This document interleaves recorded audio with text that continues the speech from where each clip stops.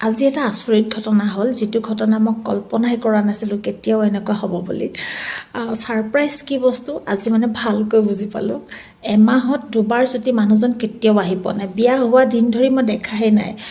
আজি 20 দিন হৈছেহে যোৱা। ঘপকৈ বাহিৰত গাড়ী মাত শুনি পেলাই চাবলৈ আহিলোঁ, দেখিছোঁ মানুহজন নামি আহিছে। একদম কিবা আচৰিত লাগি গৈছে, বহুত মনটো ভালো লাগিছে অৱশ্যে। আজি মানে মাইনাৰ জন্মদিন, ডাঙৰ মাইনা, তাই বহুত দুখ কৰি আছিলে, মা পাপা অহা নাইকিয়া, জন্মদিনত মোৰ পাপা নাহে, এনেকৈ কিবা কিবি কৈ আছিল আৰু মনটো বেয়া লাগি আছিল।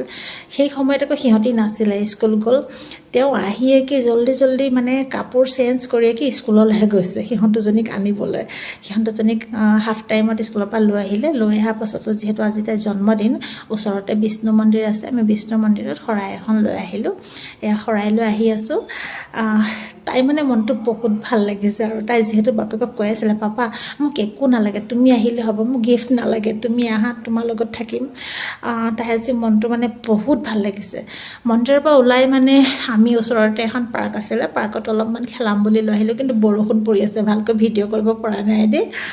এয়া পাৰ্কত গ'ল, পাৰ্কতে এখন ৰেষ্টুৰেণ্টো আছিলে, ভোক লগাৰ বাবে তাতে আমি খাবলৈ আহিলোঁ। এয়া খালোঁ। এয়া দিনৰ ভাগৰ ভিডিঅ' আপোনালোকক আগবঢ়াইছোঁ। ছোৱালীজনীৰ জন্মদিন বুলি আজি দিনটো তাইৰ লগতে আৰু